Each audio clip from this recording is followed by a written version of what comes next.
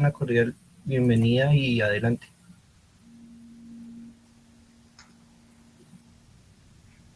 Hola, muy buenos días. Tengan todos ustedes. Agradezco la invitación que me hacen mis amigos Una Alex cordial Carvajal y bienvenida Ryan y Romero de adelante. la Universidad Industrial de Santander, allá en Colombia.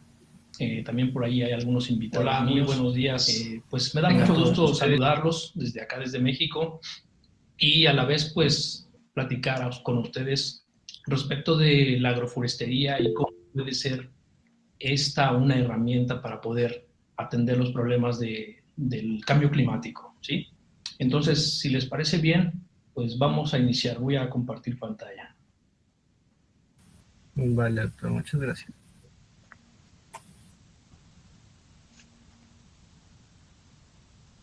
Ahí, ¿la ven? Así es, se está proyectando su pantalla. Bueno, muy bien. Pues vamos a iniciar. Agroforestería como estrategia para mitigar efectos del cambio climático. No es un tema nuevo. Esta situación de lo del cambio climático, desde que yo tengo uso de razón, se viene dando a nivel mundial desde hace unos 30 años, ¿sí? Ha habido diferentes instancias preocupadas por el medio ambiente. Sin embargo, a pesar de que ha habido esfuerzos, organizaciones, ha habido muchas buenas intenciones, los efectos del cambio climático cada vez se van acentuando más. Eh, si bien todos los días estamos en competencia, afortunadamente esa, esa imagen que ustedes ven en la diapositiva, pues no es el tipo de competencia que nosotros generamos con otros seres vivos, ¿no? Ya pasó de moda esta competencia, sin embargo fue cierta, ¿no? Nosotros ahorita competimos con otros seres vivos por los recursos: agua, energía solar, nutrimentos y espacio físico. Estos recursos son limitados, debemos entender eso. Y como entes vivientes, pues tendremos que entrar en competencia con otros seres vivos para poder coexistir y para poder sobresalir y destacar para que otros o los más aptos puedan ser los que al final de cuentas puedan avanzar en este ciclo de vida de la Tierra, ¿no? Les decía que los recursos, agua, energía solar, nutrimentos y espacio físico son limitados y la demanda es mucha. El crecimiento poblacional ha sido desmesurado y esto ha ocasionado que tengamos algunas imágenes como esta del slide, en donde vemos en una ciudad cómo se abarrota la gente para poder entrar a un servicio, ¿no? En este caso, el metro. Entonces, ¿qué sucede si nosotros excedemos esos límites, ¿no? El límite ahí sería la bardita para que no se pasen hacia donde están las vías del metro. Entonces, si entra una persona más, alguna de las que están en la orilla va a caer a las vías del metro y esto va a ocasionar, pues lógicamente, la muerte de este individuo, ¿sí? Esa se llama, seguramente ustedes lo conocen, es la ley del autoaclareo, explicado con otros términos más simples, ¿no? Entonces, y esto sucede para todos los seres vivos que coexistimos aquí en el planeta Tierra. Entonces, bueno, nosotros como seres humanos nos hemos sentido eh, como el centro de atención, hemos pensado que todo gira a nuestro alrededor, nos creemos los dueños absolutos de los recursos, los dueños del mundo, ¿no? Entonces hemos talado los árboles, hemos matado animales de forma indiscriminada, animales, animales de diferente categoría, hemos matado también pues mismo, a los mismos seres humanos, hemos generado riqueza, o la riqueza se ha generado de una forma muy desproporcional entre algunas cuantas personas y no tanto para la mayoría de los habitantes, ¿no? Entonces, pero pues nunca seremos ni hemos sido los dueños absolutos de los recursos naturales porque existen otras especies biológicamente más eficientes y ya lo vimos en meses pasados, cómo el coronavirus pues estaba causando estragos en las poblaciones de diferentes países, ¿no? Entonces, afortunadamente salió una vacuna, pero bueno, si no hubiera salido la vacuna, seguramente las muertes se habrían acrecentado aún más, ¿no?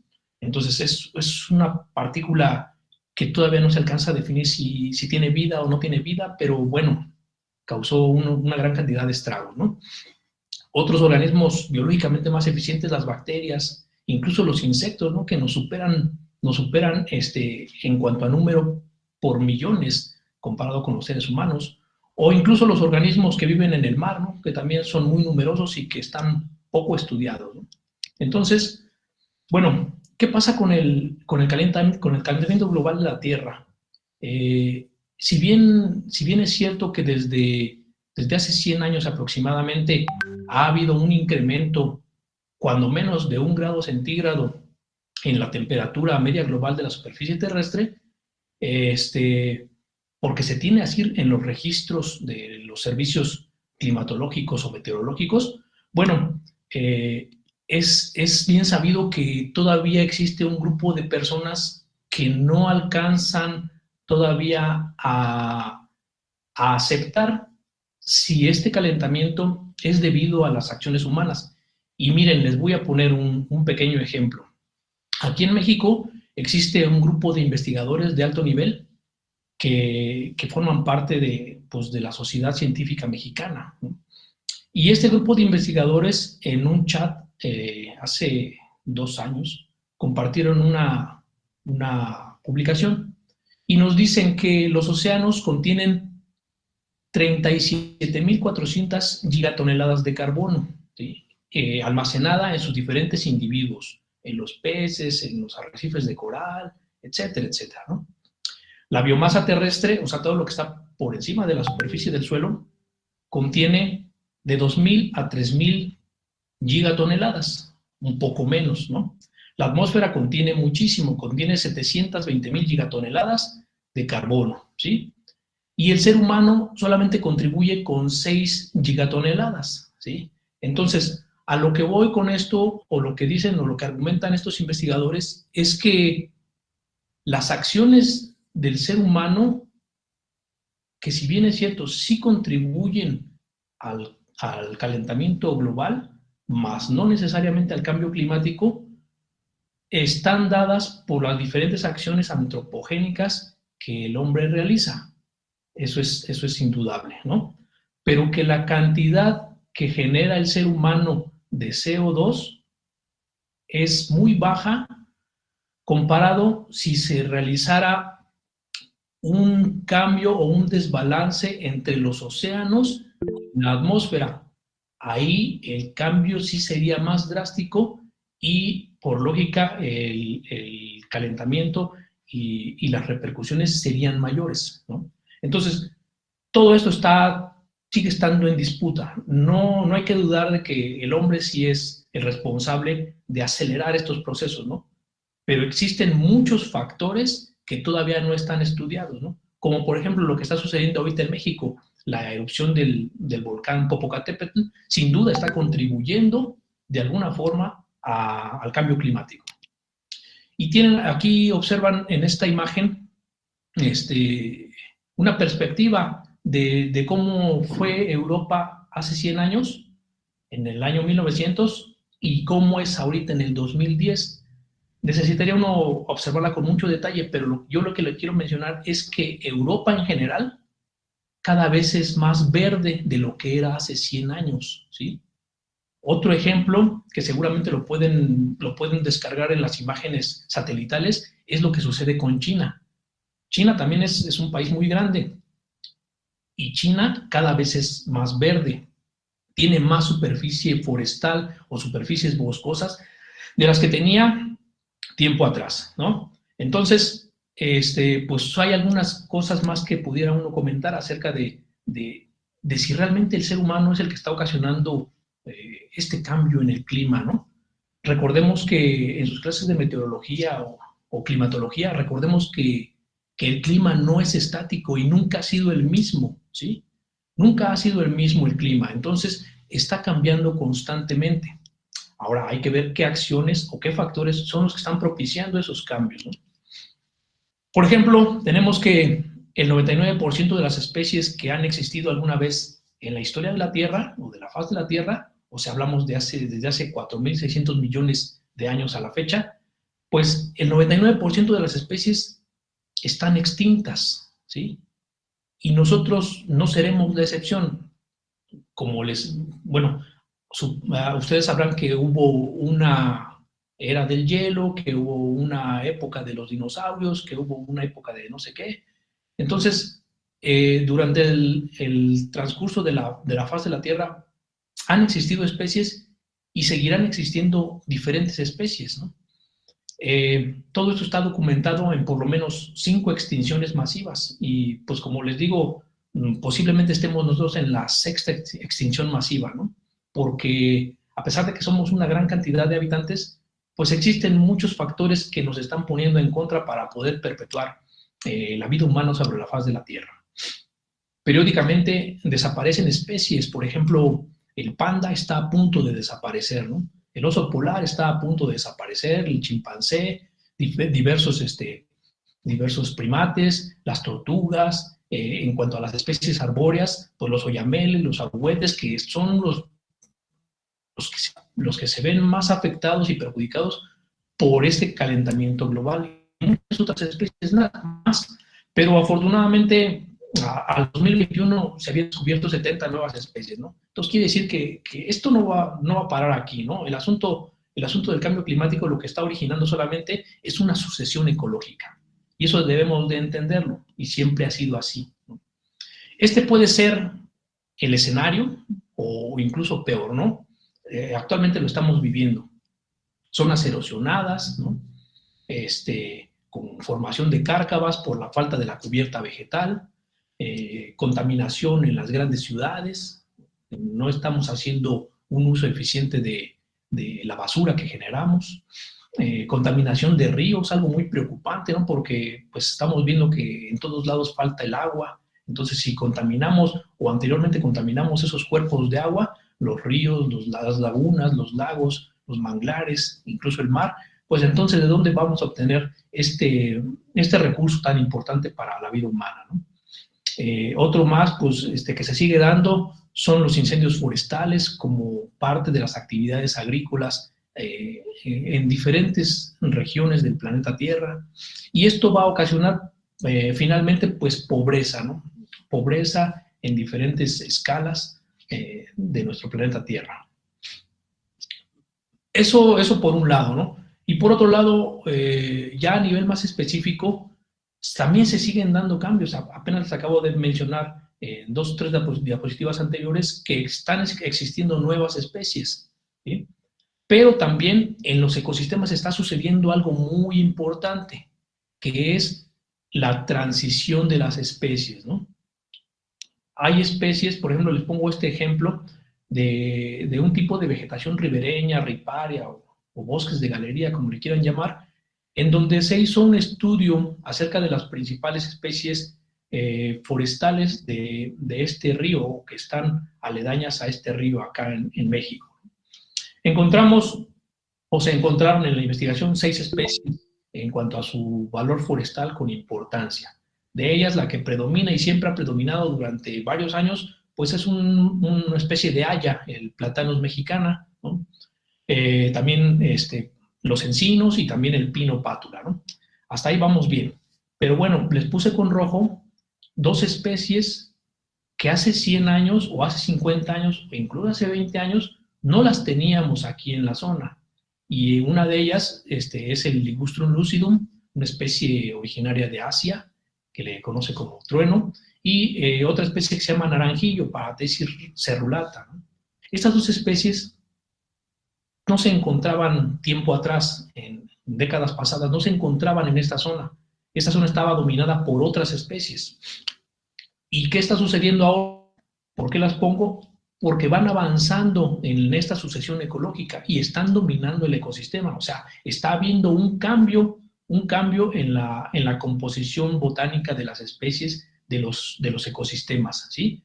Y esto no sucede solamente aquí en los bosques templados de pino-encino, sucede en las selvas, sucede en las sabanas o matorrales, sucede en el mar y sucede en todos lados. Entonces, estos nichos ecológicos van siendo ocupados por otras especies que están mejor adaptadas a las condiciones de este cambio climático, ¿no? Y tenderán a desaparecer aquellas pues, que no se adapten, ¿no? No las más fuertes, sino aquellas que no se adapten. En cuanto a la cuestión animal, el ganado bovino pues, es el que más contribuye, bien saben ustedes, a la conversión de los bosques en pastizales, ¿no? Porque pues, es más fácil manejar un pastizal y tener a mis animales en una ganadería extensiva a tener a mis animales estabulados y estarlos manejando, rotando potreros, llevándoles su ensilado, llevándoles un complemento alimenticio. Entonces, esto genera gases con efecto invernadero o de efecto invernadero, 44% de metano, 29% de óxido nitroso y 27% de dióxido de carbono, que son los gases que principalmente afectan esa capa de ozono y que contribuyen al calentamiento de la atmósfera terrestre.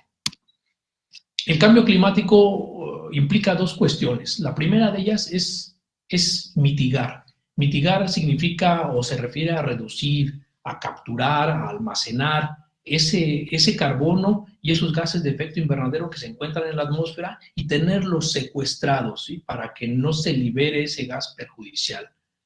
Además, también incluye una parte de adaptación que consiste en ajustar estos sistemas humanos, estos sistemas en los cuales nosotros nos desenvolvemos para disminuir el impacto y obtener pues, beneficios de este cambio, ¿no? Y entonces aquí viene la pregunta, ¿es la agroforestería una solución viable para mitigar y adaptarse al cambio climático?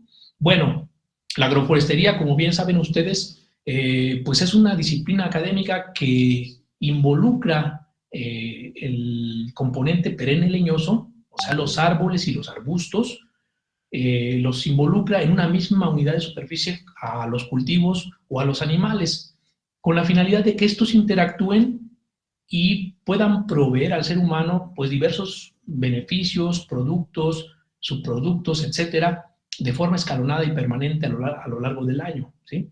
La agroforestería tiene su esencia en los árboles mismos.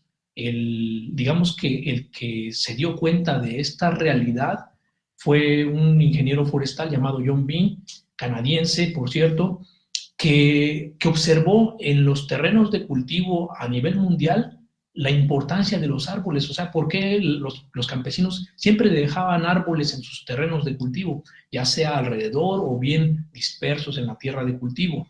Y entonces se dio cuenta cuando se vino la revolución industrial, con la revolución verde, se dio cuenta de que cuando se hacía un uso indiscriminado de los insumos agrícolas, fertilizantes y otros productos químicos, y que no estaban presentes los árboles, entonces los cambios en el suelo eran más drásticos y eran más evidentes, ¿no?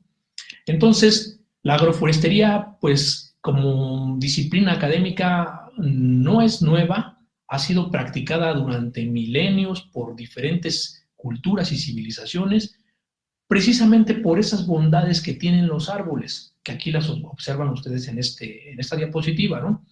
Puede reducir el calentamiento atmosférico, puede reducir la erosión del suelo, puede contribuir a mantener la humedad del agua en el suelo, puede ser un reservorio de diversas aves, puede proveer madera, puede proveer oxígeno, que es algo muy importante, proveer forraje, mieles, semillas, etcétera, etcétera, ¿no? Entonces, esto ya lo saben ustedes. Aquí la importancia es que, lo importante de los árboles es que su uso ha sido visto en miras a mantener un sistema productivo que se asemeje a los bosques tropicales, que se asemeje a las selvas tropicales, que se asemeje a los bosques templados, que se asemeje a los matorrales, porque eso es lo natural con lo que nosotros convivimos, ¿no? Entonces, para eso es que se asocian árboles con cultivos, para poder mantener una similitud con este tipo de ecosistemas, ¿no?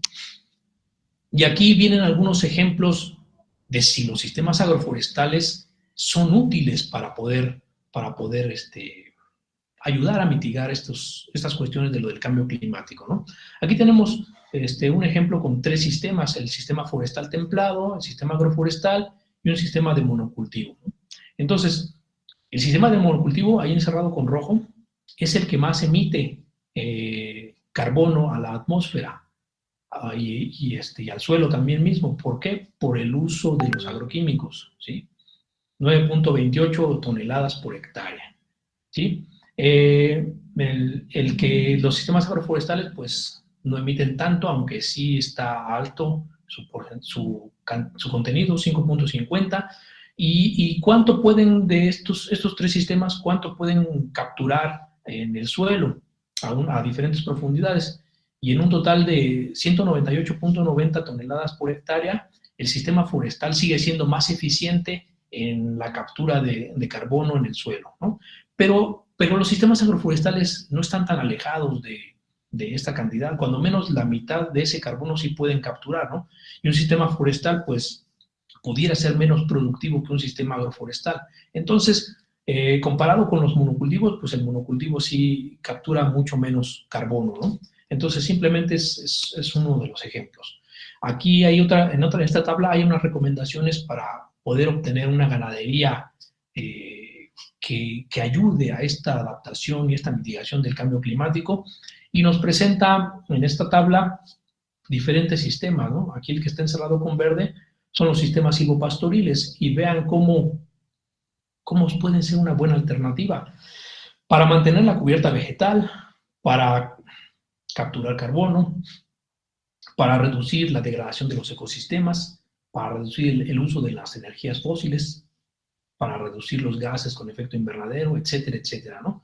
¿Y cómo se puede conseguir esto? Si anteriormente estábamos hablando que la ganadería, pues, contribuye con una buena proporción de los gases, o un buen porcentaje de los gases con efecto invernadero. ¿Cómo podemos manejar los sistemas silvopastoriles? Bueno, pues su nombre mismo lo dice: la utilización de los árboles asociados junto con los animales son una buena medida para poder contribuir a la mitigación del cambio climático, y empezar a dejar la ganadería extensiva como algo que no contribuye mucho a este tema, ¿no?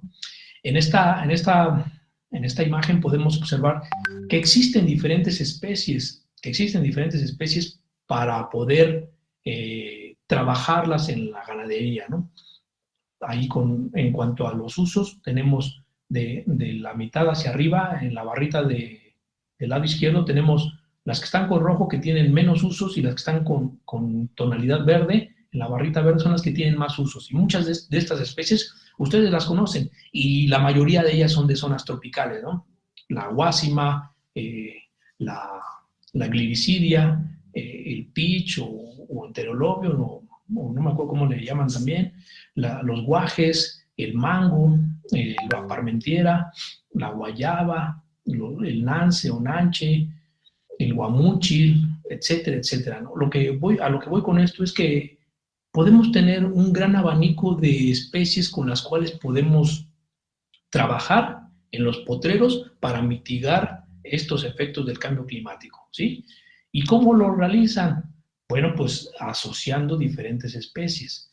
Aquí tenemos otro ejemplo en el cual la razón de tierra equivalente se compara en diferentes sistemas, en monocultivos con maíz, con frijol, con algodón, y asociados con una especie que no sé si la conozcan ustedes por allá, se conoce como higuerilla acá en México, o Ricinus communis. Esta especie es una especie que últimamente ha tenido mucho auge y mucho potencial. Es una especie riparia, es una especie que no se le había puesto mucha atención porque, pues, crecía como maleza y se encuentra mayormente cerca de los cuerpos de agua, ¿no? Genera una semilla, un fruto con diferentes semillas que pueden ser utilizadas como biocombustible, y además es una especie forrajera, ¿no? Las tenemos en abundancia y hay muchos biotipos de la higuerilla, cuando menos acá en México, ¿no?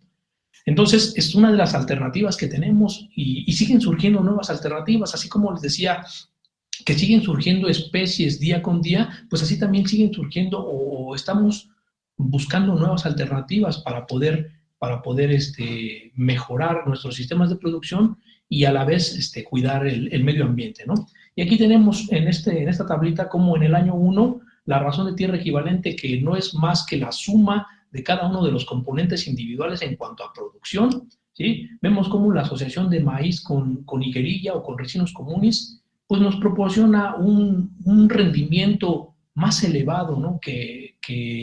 que si solamente se trabajara con maíz, ¿sí? Entonces, y al trabajar solamente con maíz o con frijol o con algodón, vemos que los problemas de la tierra se van a acrecentar, no en el corto plazo, sino en el mediano y largo plazo, ¿no? Pérdida de la fertilidad, contaminación por agroquímicos, erosión y en general pérdida del suelo, ¿no? Y recuerden que el suelo pues es la base de la agricultura y de todos los sistemas de producción agrícola, ¿no? Entonces, y como en el año 2 pues se sigue manteniendo y sigue siendo una buena alternativa la asociación de higuerilla con maíz, ¿no? O la asociación de frijol con higuerilla, ¿no? Entonces, tenemos alternativas. Lo que nos hace falta, pues, es emplear esas opciones que nosotros tenemos, emplearlas, pues, de la mejor forma posible. Investigación se está generando y se sigue generando día con día. Y ahí tenemos cómo los borregos se comen muy bien la hoja de la higuerilla, ¿no? Por ahí en alguna ocasión se mencionaba, o algunos autores mencionan, que los animales a veces son un poco mañosos, ¿no? O muy selectivos, y que si los acostumbra uno a solamente darles pasturas, pues ya después no se quieren comer las hojas de los animales. Pero bueno, en la evolución de estos animales, de estos rumiantes, pues siempre han estado presentes los árboles, ¿no? Ellos se alimentaban anteriormente tanto de pasturas como del follaje de diversos árboles, ¿no? Y eso pues complementa su alimentación y además ayuda también a disminuir la mitigación del cambio climático, ¿no? Entonces, ahorita lo vamos a ver de qué forma lo puede colaborar, ¿no? Aquí vemos más plantas de higuerilla creciendo de forma espontánea y sirven para sombra, ¿no? Para poder disminuir el estrés calórico en los animales, sobre todo en el trópico. Bueno, pues aquí está el ejemplo de cómo los árboles pueden ayudar a disminuir las emisiones entéricas, ese metano y esos otros gases que los animales expulsan a la atmósfera. ¿Cómo pueden ayudarme estos árboles a disminuir esos gases que los animales emiten, ¿no? Aquí tenemos diversas especies y aquí tienen la referencia por si quieren ahondar un poquito más en el tema, pero vemos que la diversidad es muy amplia, ¿no? Acacia farnesiana, las patas de vaca, las bauhinias, las cesalpinias, enterolobium, gliricidia, leucaena, que por cierto las leucaenas son las reinas de las plantas, las reinas de las plantas en la agroforestería, ¿no? Porque tienen múltiples usos, no solamente como forraje, sino también como carbón, como son especies melíferas en la alimentación humana, etcétera, etcétera, ¿no? Y los dicilomas, los guamuchil, samanea, etcétera, etcétera, ¿no? Investigación, como les decía, se sigue generando día con día, ¿no? Es cuestión de que nosotros hagamos esa transferencia de tecnología hacia los productores y demostremos con lotes demostrativos cómo puede ser benéfico el uso de los árboles en la ganadería, por ejemplo, ¿no? O cómo puede ser útil el uso de los árboles en los sistemas de producción agrícola, etcétera, ¿no? Aquí tenemos otra gráfica del carbono acumulado en el suelo en 4 sistemas silvopastoriles, ¿no? Y vemos cómo el sistema que más captura carbono en el suelo, pues es la pastura con un árbol forrajero o con diversos árboles forrajeros, mejor dicho, ¿sí? Entre más diverso sea nuestro sistema agroforestal o nuestro sistema silvopastoril, más beneficios económicos podemos obtener, más captura de carbono se puede conseguir, pero lógicamente la inversión es mayor y también el trabajo pues se complica más, ¿no? Hay que trabajar más. Y tenemos diversas especies que nos pueden servir y que pueden servir para la captura de carbono, ¿no? Aquí lo importante es ver que la pastura sin árboles pues puede capturar muy poco carbono, 38.30 toneladas por hectárea, ¿no? Y cuando asociamos el pasto con los árboles, pues se pueden capturar hasta 81.80 toneladas de carbono. Entonces, es la ventaja que tienen los árboles contra las pasturas solamente, o que tienen los árboles contra los cultivos. En este otro cuadro vemos algo también muy interesante, ¿no? Que es el rol trófico de la macrofauna edáfica, ¿no?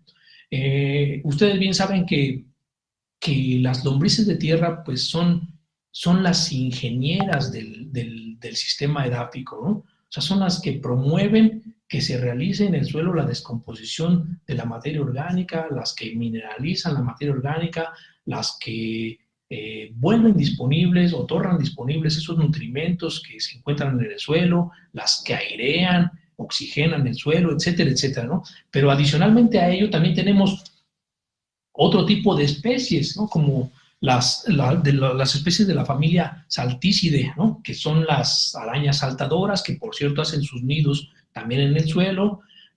Otras especies, la Terafosidae, que son las tarántulas, ¿no? Que también debe haber muchas en las zonas tropicales.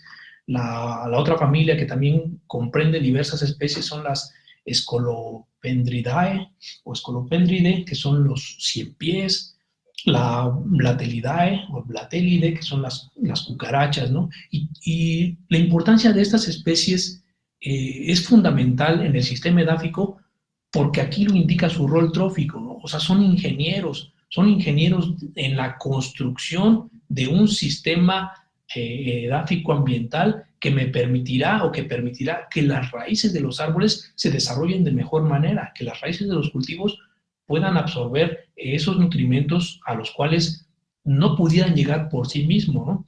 Y como bien saben ustedes, todas las especies del reino vegetal se encuentran también asociadas a estos hongos, a estas micorrizas o a diversas otras bacterias con las que forman simbiosis y que forman pues que forman una asociación en la cual ambas se pueden ver beneficiadas. Entonces, las especies con las cuales se puede trabajar son muchas y muy amplias. Tenemos las leucaenas, cratilias, gliricidia, guasuma, moringa y muchas otras especies más, ¿no? Entonces, vemos cómo el número de individuos de estas especies llamadas ingenieras o depredadores del sistema edáfico, cómo se incrementa con los sistemas silvopastoriles, ¿no? En comparación con sistemas ganaderos en donde solamente se manejan pastos.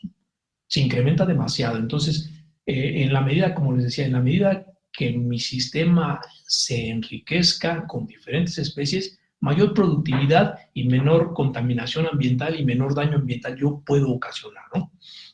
Aquí tenemos otra gráfica en la cual se muestran pues, las emisiones de óxido nitroso en los diferentes escenarios de pastoreo, ¿no? Podemos aquí observar los sistemas silvopastoriles cómo benefician la fijación biológica del nitrógeno por la presencia de los árboles fabáceos o leguminosos. Entonces, comparado con un sistema de monocultivo en donde solamente se aplica nitrógeno, ¿no? No hay fijación del nitrógeno. Cuando se aplica nitrógeno no hay fijación del nitrógeno porque no existen esos organismos vivos llamados árboles que puedan retener ese nitrógeno, ¿no? Y pues es un insumo agrícola que cada vez va a la alza en cuanto a sus precios, ¿no? Cada vez va a la alza y además cada vez tenemos que aplicar más nitrógeno para que las cosechas pues sean rentables, ¿no? Entonces, ahí tienen una de las ventajas de utilizar árboles en los sistemas agrícolas, en los sistemas ganaderos, ¿no?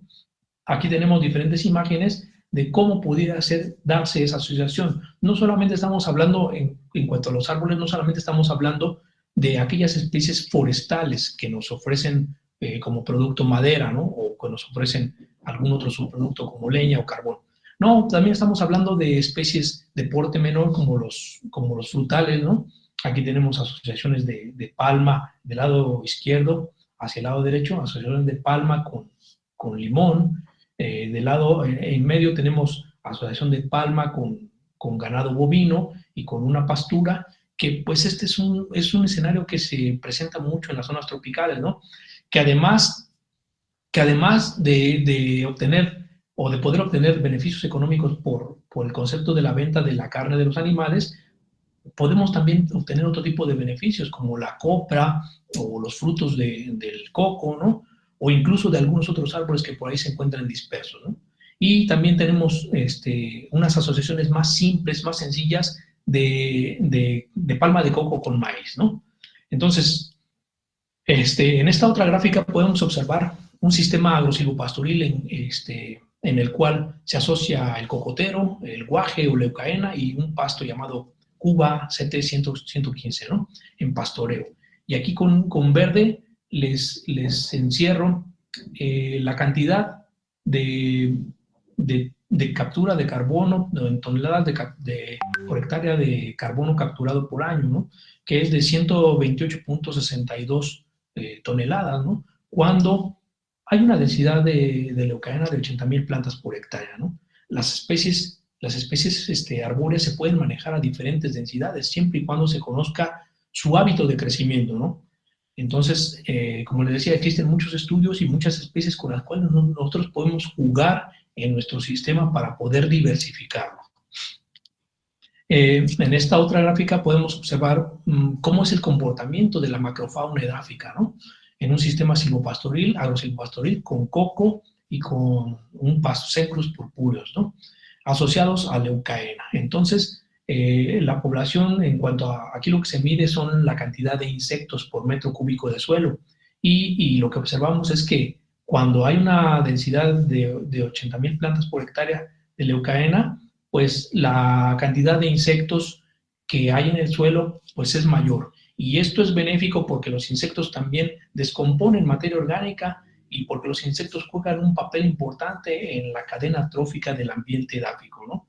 No todos los insectos son perjudiciales, y cuando existe un desbalance entre el ecosistema, en el ecosistema o en el agroecosistema, es cuando se presentan como plaga los insectos.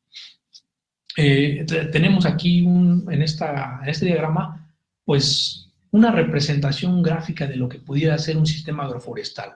Un sistema agroforestal, como les decía, tiene entradas, ¿no? Como la lluvia, el viento, el sol, el CO2, diversos materiales que entran al sistema, herramientas de trabajo, dinero, información.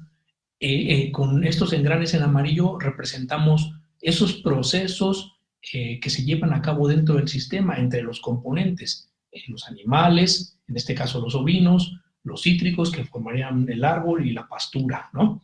Y también tenemos salidas, ¿no? Tenemos salidas del sistema. Esas salidas de alguna forma debemos de compensarlas o de regresarlas al sistema mismo, porque si nosotros solamente estamos extrayendo del sistema y no le estamos devolviendo al sistema eso que le estamos quitando, entonces se genera un desbalance, y al haber un desbalance, pues empiezan a haber los problemas de contaminación en el suelo, de erosión, de baja productividad, y entonces ese desbalance lo que ocasiona, pues pueden llegar a ser los problemas ambientales, ¿no? Tenemos aquí en esta gráfica, en esta imagen, pues cómo puede ser un escenario factible para una ganadería sostenible, amigable con el ambiente y con bajas emisiones de estos gases con efecto invernadero, ¿no? Árboles dispersos en potrero, donde tenemos los animales que están allí apacentándose debajo de las copas de los árboles, diversos árboles y una pastura bien manejada, ¿no? Esto no ocasiona ningún problema o muy poco problema ambiental, ¿no? El carbono almacenado en la biomasa aérea de diversos sistemas silvopastoriles. Aquí vemos cómo pues es alta la cantidad de carbono que los árboles pueden capturar, ¿no? Árboles dispersos en potrero son una excelente alternativa para capturar hasta 16 toneladas de carbono por hectárea. Y en este otro ejemplo, en esta otra imagen, vemos cómo otros animales, en específico los coleópteros, cómo disminuyen su riqueza o su diversidad en la medida que el sistema se va haciendo más simple. En un bosque tropical vemos cómo hay, en el lado izquierdo, vemos cómo hay una gran diversidad de estos insectos que juegan un papel importante en el ecosistema, no están ahí nada más porque sí. En el sistema silvopastoriles seguimos teniendo una gran diversidad, pero esta diversidad va disminuyendo. Y en los sistemas ganaderos, donde no se manejan tantos árboles, pues también la cantidad de estos insectos que juegan un papel importante va disminuyendo, ¿no? Antes de pasar a esta diapositiva, quiero mencionarles que hemos hablado de los árboles, pero Pero últimamente ha habido pues una cierta disputa entre decidir si otras especies perennes no leñosas como los bambúes, las palmas, como los agaves, como los nopales, cactáceas, pueden o no servir como componente principal en la agroforestería. Bueno, desde mi punto de vista no, porque los árboles tienen un hábito de crecimiento completamente diferente. Son perennes leñosas y lo que les falta a las otras especies que les acabo yo de mencionar, pues es esa parte leñosa, ¿no? En cuanto a su hábito de crecimiento. En cuanto a la extracción de los nutrimentos, un árbol extrae muchísimos más nutrimentos que un agave, o que un plátano, o que la papaya, o que el bambú, etcétera, ¿no? No quiero decir que estas no sean especies importantes, sí son especies importantes, pero no servirían de la misma forma o no funcionarían ecológica y productivamente y biológicamente no funcionarían de la misma forma que un árbol. Y es que vamos a encontrar ahorita en la literatura algunas definiciones como esa de etnoagroforestería, ¿no? Que si bien es importante, se enfoca más a otro tipo de cuestiones y ya va involucrando especies como los cactus asociados a la milpa o al maíz y dicen que esto es agroforestería. Bueno, no es agroforestería, es una forma de producción agroecológica, pero no es agroforestería, porque las bondades que ofrecen los árboles son completamente superiores a las que ofrecen otro tipo de cultivos, ¿no? Entonces, bueno, pero ya lo dejaré también a su criterio, ¿no? Esta disputa o esta discusión acerca de si es o no agroforestería. Y puede ser la agroforestería tan simple o tan compleja como uno desee. Y a veces habría que también replantear la definición, ¿no? Porque la agroforestería es la asociación de árboles junto con cultivos o animales en la misma unidad de superficie. ¿Pero qué creen? Que existen sistemas agroforestales que no incluyen cultivos y que no incluyen árboles, como los sistemas de multiestratos. No incluye ninguno, o como el sistema cultivo-plantación, por ejemplo, café asociado a cedro rosado, ¿no? A Crocarpus fraginifolius, ¿no? No existen ahí los cultivos agrícolas y ni los cultivos animales. Y entonces habría que replantear también esta cuestión de la definición de la agroforestería, pero aquí lo importante es hacer notar la presencia de los árboles y la diversificación del sistema para mitigar pues estas cuestiones del cambio climático, ¿no? Entonces, ¿a qué he venido yo a la Tierra? Como bien saben ustedes, pues venimos a disfrutar de la vida, ¿no? Venimos a reproducir nuestra especie, y más específicamente, a propagar nuestros genes, ¿no? Aunque estemos medio feos, venimos a propagar nuestros genes aquí y a dejar descendencia. Eso es nuestra función biológica aquí en la Tierra. Y todos los seres vivos, sin excepción, a lo que vienen a la Tierra es a perpetuar su especie. Por eso les decía que a veces no se sabe realmente si los virus sean una forma de vida muy primitiva o muy limitada, como ustedes quieran verlo, pero ¿a qué vienen ellos? Pues vienen a reproducirse, ¿no? Y todos los seres vivos venimos a reproducirnos. Entonces, ¿por qué debo proteger el ambiente y los recursos? Porque sirven para cubrir nuestros requerimientos diarios, ¿no? De alimentación, de vestido, de energía, y algunos otros satisfactores. Pero pues todos los recursos no son exclusivos del ser humano, ¿no? Y pues entraremos en competencia, como les decía al principio, con otros seres vivos, ¿no? Que también pues tienen la necesidad de alimentarse, tienen la necesidad de sobrevivir y de perpetuar sus genes, ¿no?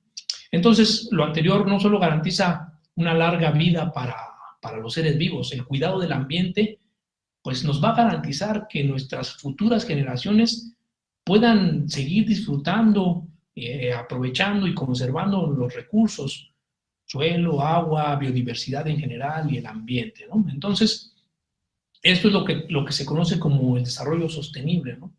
Y se ha venido manejando desde la década de los 90 o incluso un poco antes, pero pues a veces yo soy un poco escéptico en esto y siento que han sido muchos los esfuerzos, pero a veces no estamos como tan convencidos o no hemos dado ese paso final para decir, pues por completo vamos a erradicar las bolsas de plástico, por completo vamos a reducir las emisiones de contaminantes de los autos o de las fábricas, ¿no? No lo hemos hecho, ¿no? Porque pues siguen habiendo otro tipo de intereses. Bueno, por mi parte es todo. Les agradezco su atención y si tienen alguna pregunta, comentario o duda, pues estoy aquí a sus órdenes para aclararla.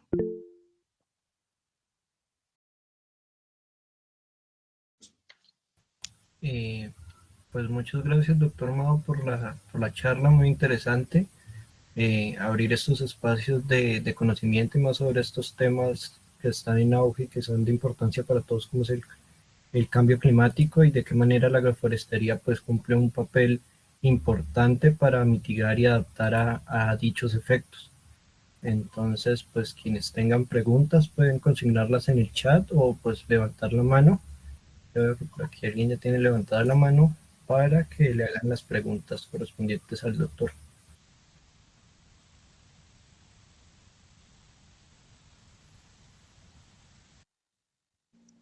Eh, Buenos días, Jesús y todos los participantes. Primeramente que todo, agradecerle por compartir este conocimiento en este tema, pues que es de interés mundial, ¿no? De todos los que habitamos, pues, la casa común, como lo define el Papa Francisco en su encíclica Laudato Si.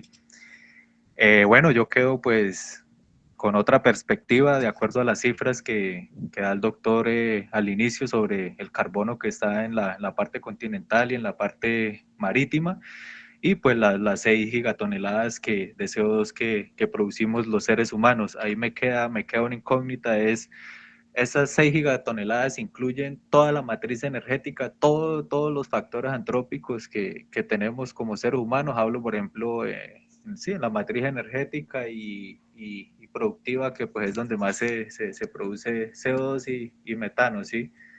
Entonces, ¿ahí va incluido en esas 6 gigatoneladas o es simplemente las labores del ser humano aparte de la matriz energética?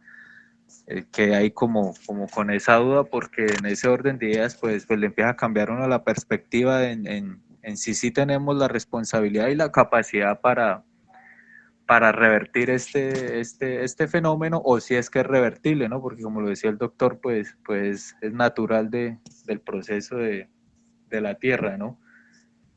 Entonces sí, y pues esa fue como la duda, si hay un compromiso como tal del ser humano o no, y si sí tenemos la capacidad de revertir ese fenómeno, o eso es algo que digamos así, cambiáramos nuestras actividades, pues sí o sí vamos a sufrir estos efectos. Hola, pues buenos días y gracias por los comentarios. Mira, como seres humanos pensantes y conscientes de nuestras acciones, sí podemos revertir esa situación.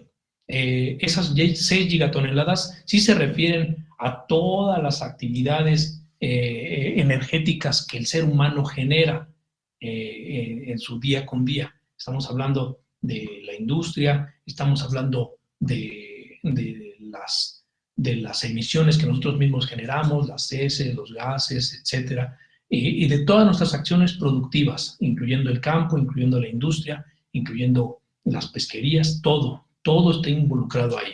Pero como te decía, sí podemos revertir nosotros esta situación. Nosotros estamos conscientes de que somos partícipes activos de este calentamiento global, del calentamiento, mas no estamos seguros si seamos partícipes del cambio climático. Del calentamiento sí, del cambio climático que viene emparejado con lo mismo, tendríamos que seguir indagando, investigando acerca de qué otros factores de la Tierra misma, intrínsecos de la Tierra, qué otros factores están condicionando este cambio climático, ¿no? Ok, entendido, doctor. Sí, entonces hay un cambio natural, pero la responsabilidad es pues en lo que nosotros hemos producido, ¿no? Es como el eje central, ¿no? Entonces, no, agradecerle, y me gustó mucho la conferencia. Le da otra como otra perspectiva el contrastar las cifras que mostró. Entonces, nada más que agradecerle y un saludo a todos. Gracias. Bien, pues muchas gracias Hernán por su pregunta. Antes de darle paso a Luis, que tiene la mano levantada, recordarles que en el chat está el link para el formulario de asistencia. Luis, adelante. Sí, muy buenos días. Pues mi nombre es Luis Silva, hago parte de la Corporación Autónoma Regional de la Frontera Nororiental, Norte de Santander. Quería de antemano pues darle el agradecimiento a la participación que hacen por este medio para que poder de una u otra forma ir retroalimentando cada uno de los espacios y los momentos que tiene que ver con esta temática, que por cierto es un sentir a nivel mundial, y qué bueno que pues con el doctor Jesús Mao Aguilar pudimos encontrar esos puntos reales donde nosotros como seres humanos debemos de continuar con ese esfuerzo que hacemos para mejorar todo lo que tiene que ver con ese calentamiento global, con todo lo que tiene que ver con el cambio climático. Y a hoy día, pues una de las grandes importancias, como lo decía el doctor, pues también es generar esa conciencia más todavía. Y yo le apuntaría también a algo muy importante, doctor, que es a lo que tiene que ver la visión sistémica, que es donde nos encontramos cada uno de los elementos y podemos interactuar, tanto la sociedad, el gobierno nacional o los gobiernos, por decirlo de esa manera, y conjuntamente con todas las entidades que hacen parte fundamental para que dentro de la cultura podamos nosotros iniciar ese proceso de cambio. Si bien es cierto, no podemos a veces revertir todos esos daños que se han ocasionado a partir del ser humano, pero podemos también aplicar en gran cierta manera. Lo que nosotros podemos hacer es con algunas estrategias y campañas ambientales, como es esta gran importancia de lo que tiene que ver la plantación de árboles, y con lo que tiene que ver también con ese programa silvopastoril, que es muy importante para cubrir también y ahondar en el cuidado y la protección y conservación de esa placa vegetal, que es la que nosotros también necesitamos para que podamos tener ese incipiente tan importante como es el que nos da la vida, como el agua y la oxigenación, por un decir más, que es lo que nos hace vivir, contemplar, y a partir de ahí, pues no, rico, importante todo esto que se haga por el ambiente, ¿sí? Entonces, de mi parte, agradecido por esta participación, esta invitación que nos hicieron, y no, estoy atento a cualquier otra eventualidad que se haga, porque esto es lo más importante, este conjunto de saberes entre todos y cada uno de los que estamos hoy participando, pues son interesantes para retroalimentar todo lo que podamos hacer por la naturaleza. Bienvenido sea, y desde el punto de vista de cada uno de los que estamos o interactuando o haciendo o propendiendo para mejorar, lo podemos lograr. Muchísimas gracias, muy amable. Gracias, Luis. Muy acertado tu comentario. Yo nada más comentaría al respecto dos cositas. La primera es que la agroforestería no es la panacea, no es la solución a todos los problemas, ¿no?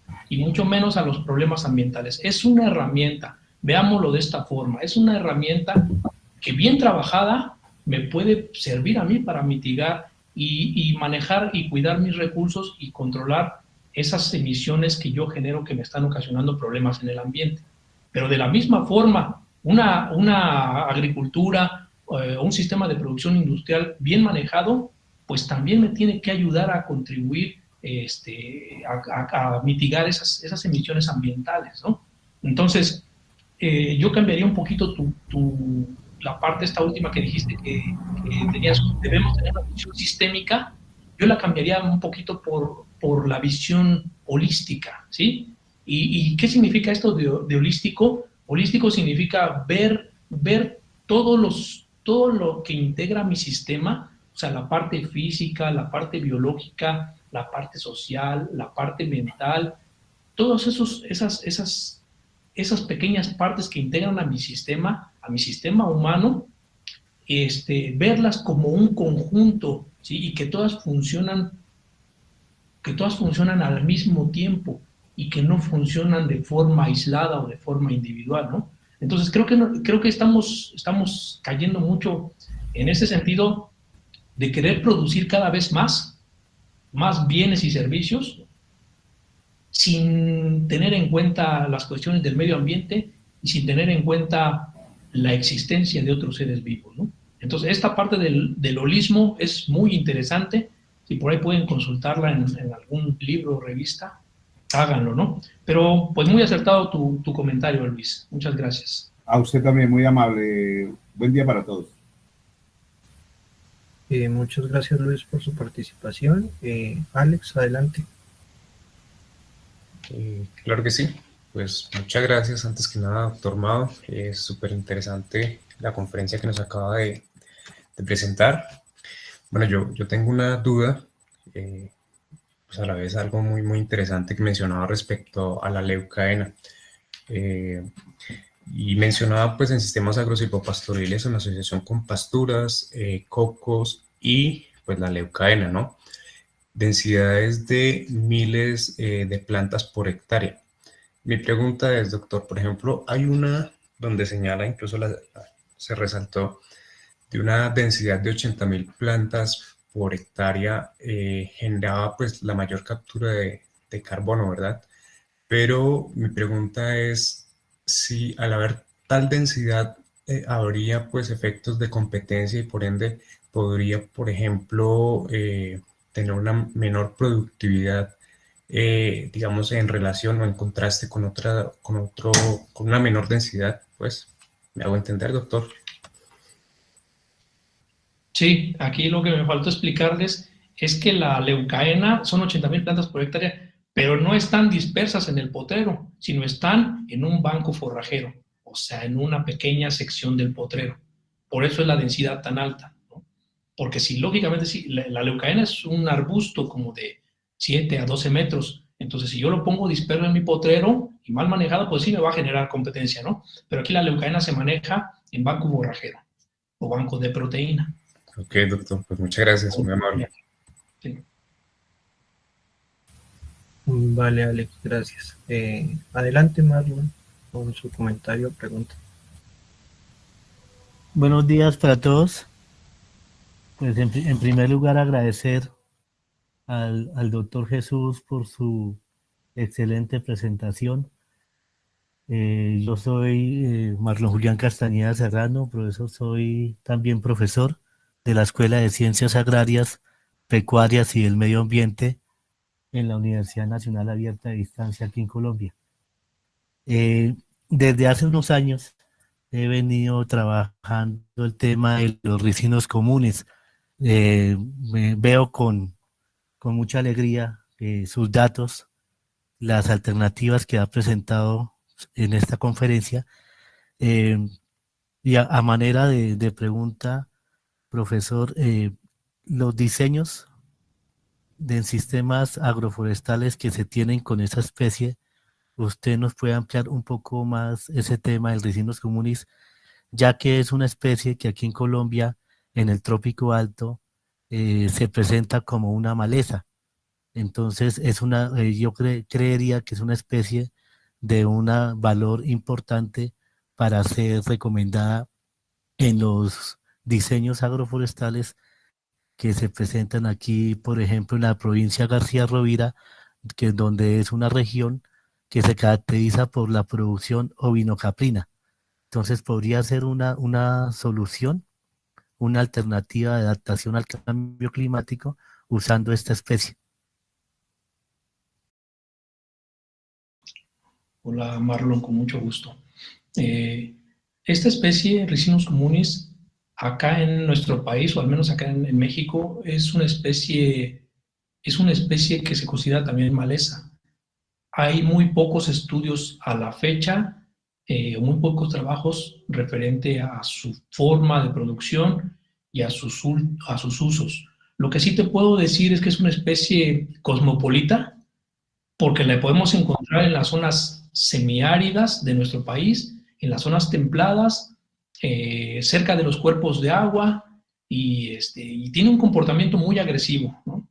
Entonces, en Colima se han hecho muchos estudios en Colima, México, se han hecho muchos estudios acerca de las bondades de la higuerilla, como la conocemos acá. De esta planta se extrae un aceite, que es el aceite de ricino, que tiene aplicaciones industriales. En la península de Yucatán, en México, se está trabajando mucho con el aceite de la higuerilla, de la semilla, para poder obtener un biocombustible, ¿sí? Y también, pues, como forraje, es un excelente forraje, ¿no? Aquí la cuestión es que la semilla tiene algunos alcaloides y algunos terpenos que están siendo tóxicos para el ganado bovino, más no para el ganado ovino ni caprino, ¿sí? Entonces, es una alternativa como cualquier otra especie. La ventaja que tenemos con la higuerilla es que es una especie muy plástica, ¿sí? Es una especie que no es atacada, al menos en nuestro país, por plagas ni por enfermedades. Es una especie que se propaga muy fácilmente por estacas o esquejes o por semilla mismo, y es una especie que tiene al menos 2 o 3 usos diferentes. Y como alimentación o como parte de la alimentación del ganado ovino, pues puede ser una excelente alternativa, ¿no? En cuanto a su porcentaje de proteína, anda alrededor del 15-16%, realmente es bajo, pero no quiere decir que nosotros la vayamos a ocupar como un alimento principal o exclusivo de los animales, ¿no? Sino que tiene que ser complementario, ¿no? Tiene que ser complementario, y tenemos diferentes biotipos acá, por si necesitan por allá, no sé, alguna semilla en específica de algún clima seco, se puede conseguir la semilla, se puede mandar para allá. Si necesitan higuerilla de climas templados, que es una higuerilla con unas hojas más grandes, con una mayor suculencia, también se puede conseguir, ¿no? Entonces, tenemos esta especie que puede ser adaptada a los sistemas silvopastoriles de buena medida, ¿no? Y se está trabajando en la investigación. Todavía estamos un poquito bajos en este sentido, pero lo importante es hacer notar que existen muchas especies con las cuales podemos trabajar en sistemas silvopastoriles. Muchas gracias, doctor. Muy amable. Bien, muchas gracias a todos. No sé si hay más preguntas. ¿Alguien nos quiere levantar la mano mediante el chat?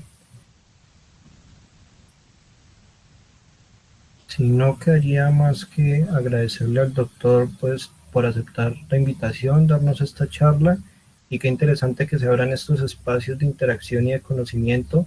Vimos la participación, pues, de diferentes universidades y entidades como fue Corpo Norte, la UNAD, la UIS, la UAP desde México. Entonces, esperamos que se sigan dando estos espacios que son muy interesantes para todos. Además, queremos extenderle la invitación a todos los que se encuentran en la sala y que nos están viendo en el envío de YouTube. Es para el 26º Congreso Latinoamericano de Estudiantes de Ciencias Forestales, que se llevará a cabo en Málaga, en Colombia, en nuestra universidad, del 16 al 21 de octubre. Pues si quieren saber más información, nos pueden seguir en nuestras redes sociales, en Facebook, Twitter, Instagram, como CLEF 2023. Entonces, muchas gracias a todos por su participación y asistencia. Gracias, un placer compartir con ustedes.